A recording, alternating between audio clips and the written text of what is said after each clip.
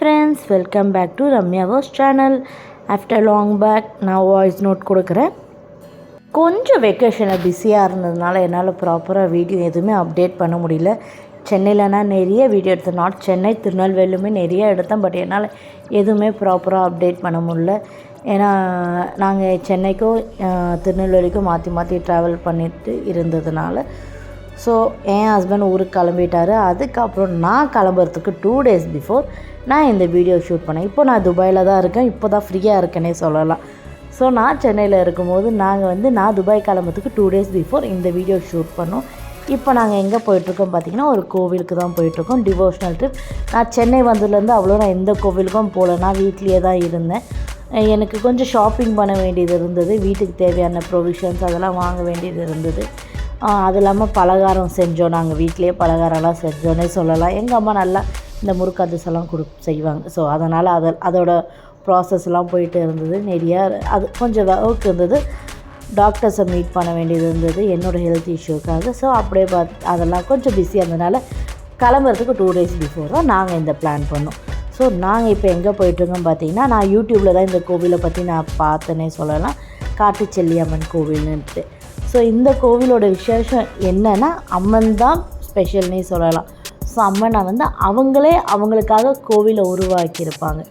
So அவங்களோட இடத்த அவங்களே இது பண்ணியிருப்பாங்க, வடிவம் அமைச்சிருப்பாங்கன்னே சொல்லலாம்.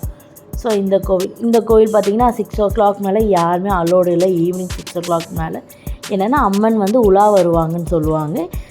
ஊரில் அந்த சரௌண்டிங்கில் எங்கேயுமே வீடுமே இல்லை, எந்த வீடு எதுவுமே இல்லை. ஸோ வெளியே இருந்து மக்கள் பூ எதாக இருந்தாலும் விற்கிறாங்க. ஒரு 2-3 கடை தான் இருக்குது, வேறு எதுவுமே இல்லை. ஒரு டீ கடை கூட இருக்காதுன்னு சொல்லலாம் ஒரு டிஸ்டன்ஸுக்கு. ஸோ நம்ம இங்கே போனோன்னா பஸ்ஸு இருக்கா எனக்கு தெரியல. பட் நாங்கள் பர்சனலாக கார் புக் பண்ணிகிட்டே போயிட்டோம். கார் புக் பண்ணலை, தெரிஞ்ச கார் இருந்தது. ஸோ அவங்கக்கிட்ட பேசி அவங்கள மட்டும் இது பண்ணி கூப்பிட்டு போயிட்டோம் நாங்கள் சொல்லலாம். நீங்கள் பார்த்தீங்கனாலே தெரியும், அந்த விழுதில் அழகாக அந்த கோவில் இருக்குது. உள்ளே வரும்போது அவ்வளோ சில்லுன்னு இருக்குதுன்னு சொல்லலாம். வெளியே இருக்க வெயில் உள்ளே சுத்தமாக தெரியல. பட் ஆனால் அங்கே நிறைய குரங்கு இருக்குது. அது மட்டும் கொஞ்சம் பயம் இருந்தது. ஸோ அங்கேருந்து நாங்கள் அடுத்து பெரியபாளையம் போயிட்டோம். ஆக்சுவலி இந்த காட்டுச்செல்லியம்மன் கோயில் பார்த்திங்கன்னா பெரியபாளையத்தை தாண்டி 8 kilometerல இருக்குதுன்னு சொல்லலாம். நீங்கள் அந்த பெரியபாளையத்துக்கிட்ட போயிட்டிங்கனாலே அங்கே ஆல்மோஸ்ட் ரூட்டு சொல்கிறாங்கன்னே சொல்லலாம். நாங்கள் அப்படி தான் கேட்டு போனோம். பிகாஸ் எங்களுக்கு மேப் மேலே ட்ரஸ்ட் இல்லைன்னு சொல்லலாம். பட் மேப் கரெக்டாக காமிச்சிது, நாங்கள் நம்பலை.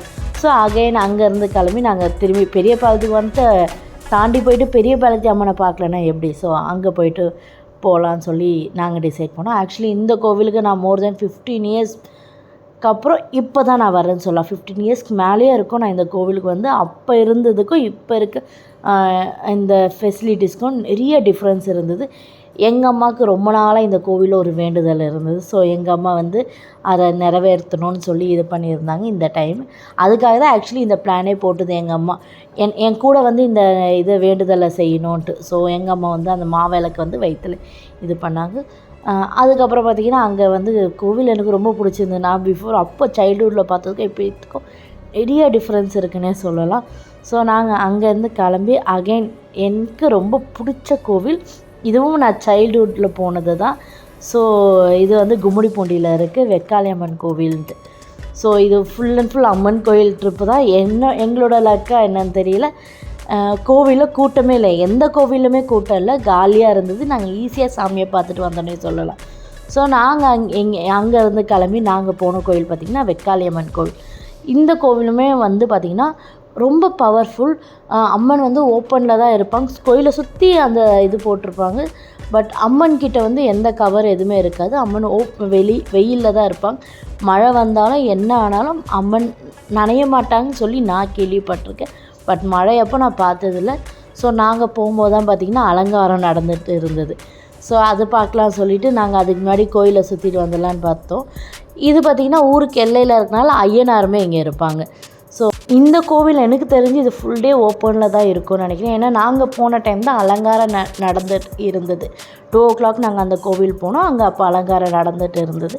ஸோ நல்லா பிளெஸ்டாக ஃபீல் பண்ணேன். ஓகே, இந்த மாதிரி நான் நிறையா சென்னையில் நடந்த என்னோடய எக்ஸ்பீரியன்ஸை நான் உங்கள் கூட ஷேர் பண்ணேன். என்னோடய சேனலை லைக் பண்ணுங்கள், ஷேர் பண்ணுங்கள், சப்ஸ்கிரைப் பண்ணுங்கள். பாய்.